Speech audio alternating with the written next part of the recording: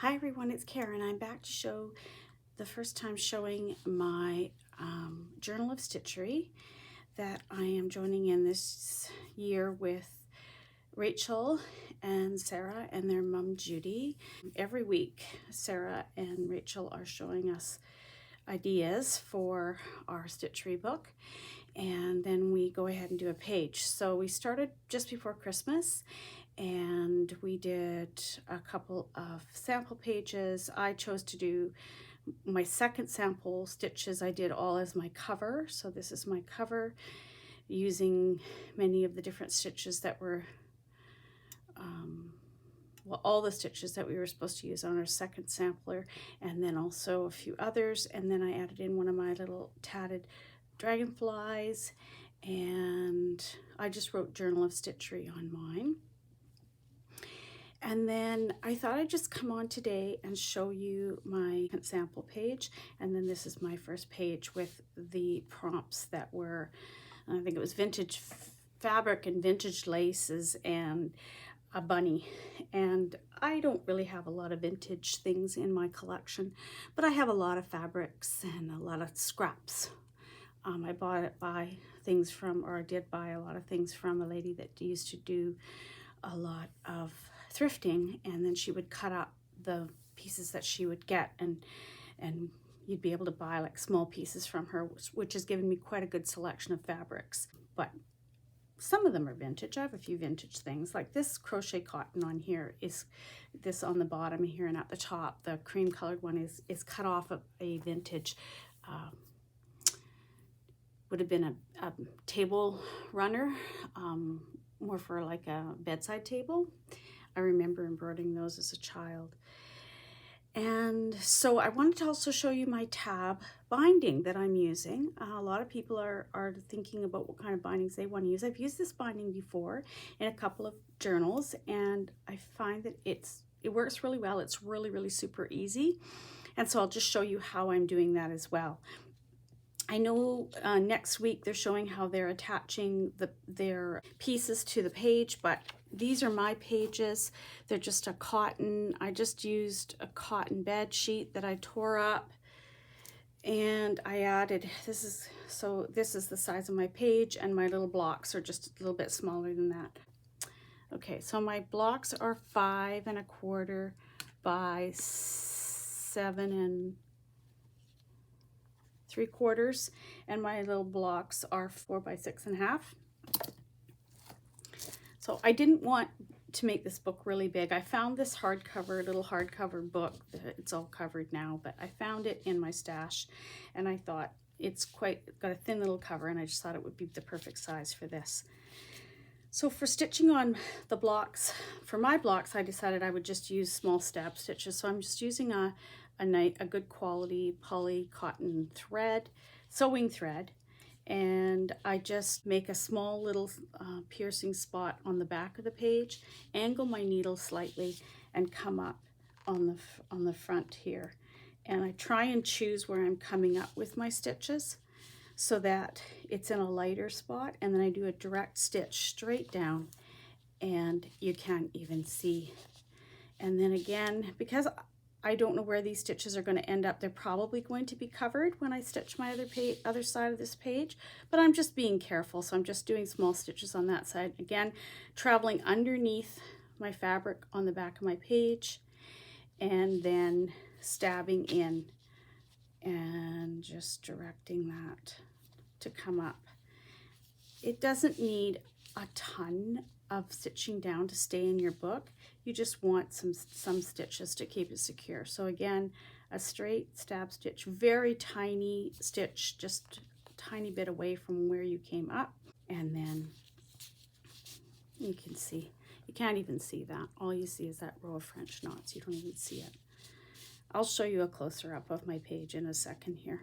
I know I didn't really elaborate on it yet, but I will. I had a lot of fun stitching my page.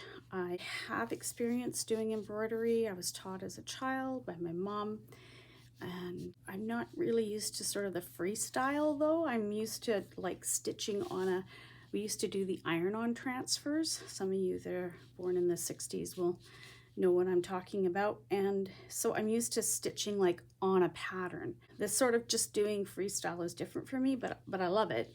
It's really relaxing, and there's no lines to follow, and I like all of that. So again, just a little stab stitch at the back, traveling along behind my fabric. It's kind of like an invisible hem stitch, really, if you're used to hemming. I did do sewing back when I was younger. I don't do it anymore now so much. And then I'm going to do one last one up in here, and another, just a straight stab stitch back to the back. And I have already stitched all the way around this, except at the bottom. I didn't do any stitching here. I would not be able to find myself a single one of those little stab stitches that I did. And then I'm just going to finish this off at the back here with a couple of little knots. Be careful not to unthread my needle, because it's just a pain having to rethread it now when I don't need it anymore. Just trim that off. And okay, so I'm ready to attach my page. I'm going to pull out this pin and this one too. So this is my page that I've done for first month. And again, this was my background. I should have taken a picture with the background, but I completely forgot. I got so excited, you know, getting stitching, that I just realized far too late that I couldn't take a picture of just the back. So I had a piece of fabric along the top here that had some little flowers on it, like, you know, printed in the fabric. A piece of lace down the side here that also had texture on it. I did a bit of a brown shiny fabric behind the bunny right here, which I then stitched on. I did a piece of fabric down the side here, a cream colored one with a little, actually it was the same fabric that's underneath here, but I ended up stitching on the whole thing. I mean, little bits of it peek through here and there, but not much. Oh, wow, there's a big shadow there. Sorry about that. And then the bunny is a napkin, which I do that quite often. I use a napkin as my sort of pattern base, and I do an outline stitch on him, and you can see the edge. I stitch him onto a piece of cotton fabric, the same as what I'm using for my pages, and then I fussy cut him out. So he does get a little bit of a white edge on him, but I don't mind that. And so he's all outline stitched. His pants are outline stitched. His pants were green, so I just left them like that. I just did an outline stitch. And I did an outline on him with brown. I did his little suspenders with a heavier wool stitching yarn for his suspenders. And he did have a little Easter egg in his hand, and I changed it into a flower because he was on a napkin, an Easter napkin. And so I changed it into a flower. I just did lazy daisy stitch and a center in yellow, and did a stem and leaves on it coming from his little paw there. And I mean, unless I tell you, I don't think you would know that he had an Easter egg in his hand. And then I just started stitching. I did a bunch of seed stitch here, some lazy daisy stitches, and these are just all without pattern. I just started putting things in. I did buy this year some very tiny silk ribbon that I am going to be using in my embroidery. I really love the ribbon embroidery, and I love the texture it gives. So this is ribbon here, and there's some loops here and another flower here, the darker burgundy color. This light pink, this is the satin ribbon. In here is a cluster of satin and with some French knots done with embroidery floss. This one here is a satin ribbon, and this one up here is a satin ribbon. And then these little butterflies that I created on here in the green, there's 3 of them. Those are created with satin ribbon as well, and then some embroidery floss to do their bodies and their little antennae. And so I just kept stitching. I just kept putting in, I picked a color palette. You can see what my palette was, and I just kept on stitching with the different flowers and just adding in stems and then adding flowers onto them and then adding in a stem and doing something else. This is a little woven flower So you do the uneven spokes and then you weave it over and under, over and under. This is bullion knots done into a flower and then little French knots across the top. This is tatting. So I taught myself to needle tat last year. That was one of my goals last year. And so this is needle tatting here, a row of it here in the cream color. And then I added little sequins and beads in the center of each of the little flowers. These are 3 tatted flowers along the top. These are using a heavier crochet cotton. And again, some little sequins and beads in the center of those. And then I did a little trio of 3 of them here that match the longer one going down this side. There's 7 going down this side. And I usually do work in odd numbers, as you've heard many people say. It just, I don't know, it's more pleasing to the eye, I find. And then at the bottom here, I did some tatted in green just to add in over the, I just felt like this was really bare down here and I felt there was enough flowers going on. So I decided to do a row of tatting in through here in green. And then I just attached them on with, and I put beads in the center of those little green beads. And then I added little green sequins with little beads in the center of those right along the bottom. And I couched on this heavier wool thread here and here. Here I couched it on with a green embroidery floss, probably about 4 strands. And here I couched it on with one of the pink embroidery flosses. And then that was couched over top this vintage crocheted lace that I cut off of that dresser scarf to add to the bottom of there. Oh, I think that's everything. I added lace, and I'm going to be doing that, adding lace to the sides on each of my blocks when I mount them on the page, because I like the idea of that. This one almost has a bit of a dangle because this crochet cotton hangs down here. Some of them I might actually add lace on the bottom. I'm not entirely sure yet what I'm going to do there. But I'm pleased with how this one turned out. I think I mentioned that I did some stitching over top that fabric, but I just did cross stitches and pistol stitches and just some back stitches just to fill that in. I love the texture when you fill things in and do seed stitch and that kind of thing. And then this is all, there's lots of knots, both colonial and French knots. I've now got the colonial knot down pat, so I'm happy to use it once in a while too, so it's nice. The binding. As you can see, I've prepped some of my pages so that I can show you, and I've put it up on a pink background here so you can see. I've used lace for my tabs, but you could use cotton fabric, any fabric that you choose. Find 3s and 2s is a good number for this size of page. If your pages get bigger, you may have to add extra tabs, and then you just have to always alternate. So if there's 3 on this page, the next page gets the 2 that go in between. This page has the 3 on it already, and they're already, I put them behind the stitched page that I did, so they're hidden in behind here. So I can't show you how they look on there, but I'll show you on the next page. I started with 3, and then my next page is 2, so I take my page and line it up right beside where I want to go, because the tabs need to line up. That's what makes this tab binding work. I had 3 on the first page. That means this page would get 2. And so they are, I'll just grab one here.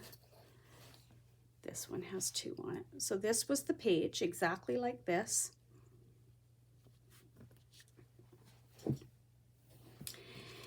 And I lined it up right beside the page on the left. And there's the 3 tabs from the first page. Here's the second page. I put the 2 tabs in. So they go on this side of the page, glued on. I just used some fabric glue and I attached them there.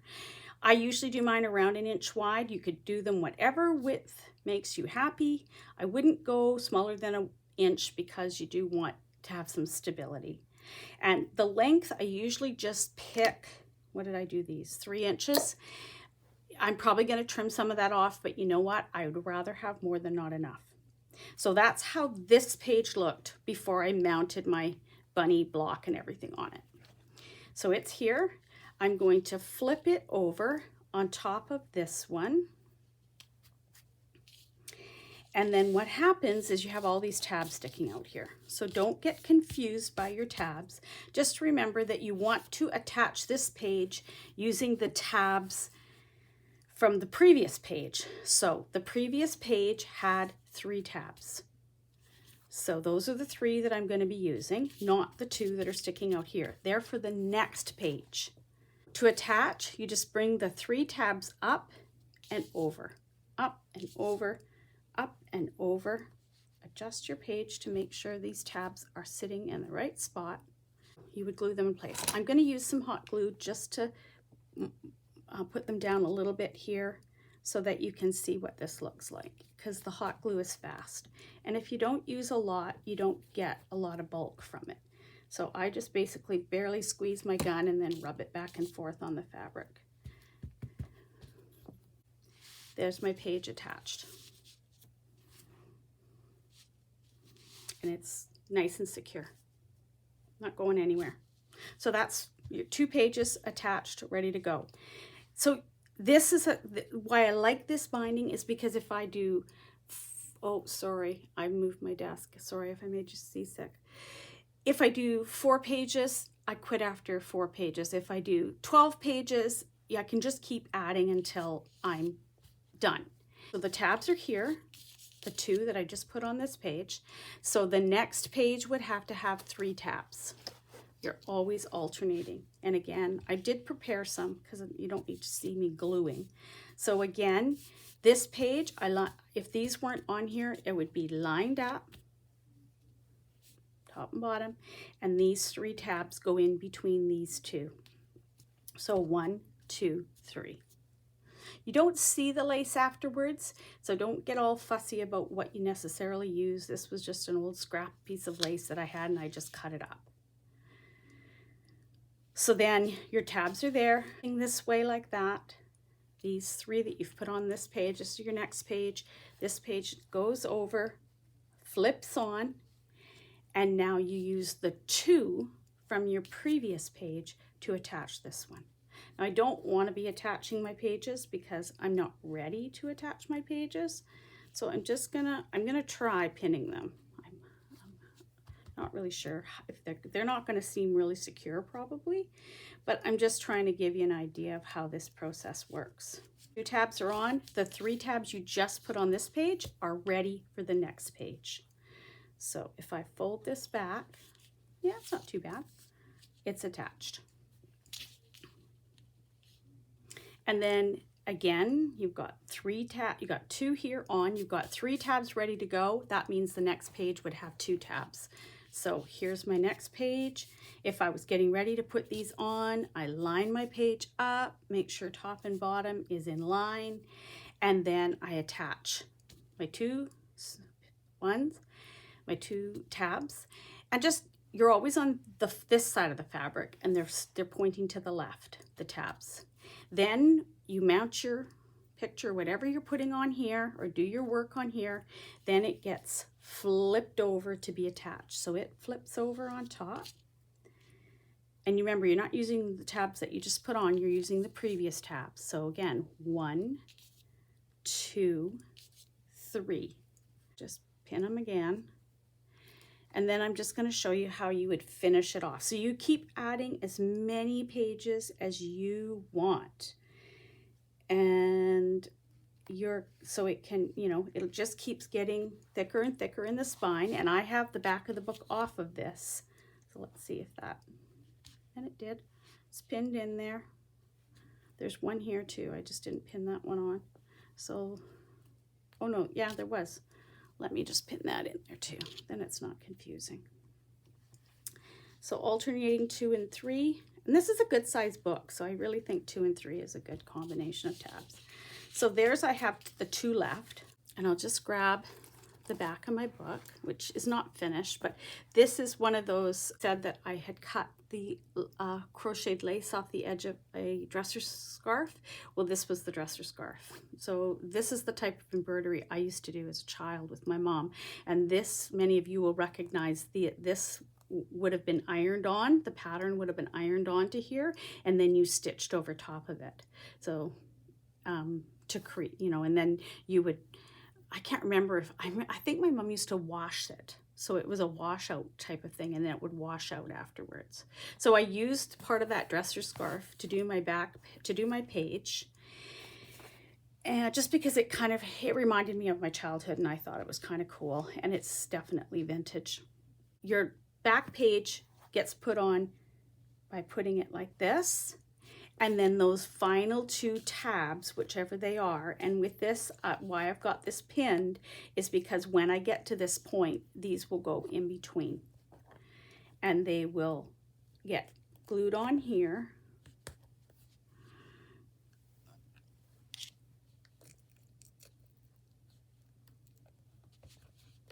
And then your back page is on.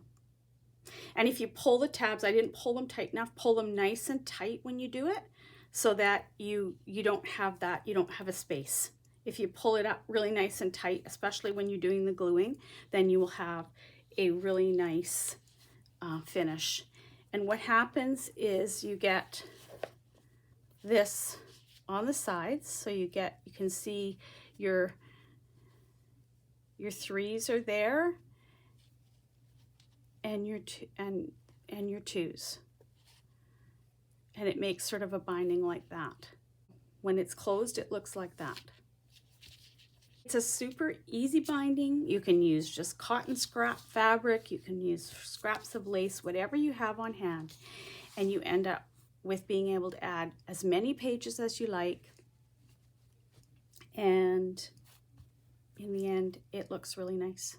So again, there's my first page in the Journal of Stitchery, and I'm pleased with how it turned out. It's very colorful, love it. It's winter here, it's been really dark and lots of snow for us. We normally don't get the volume of snow and the cold weather we've been having, so for me to sit down and stitch a garden with flowers and a bunny was perfect for my mind, body, and soul. So thanks for coming by and having a look and seeing how I'm putting my journal together. And I hope you're having fun doing this project. I sure am. And I'll talk to you all soon. Bye for now.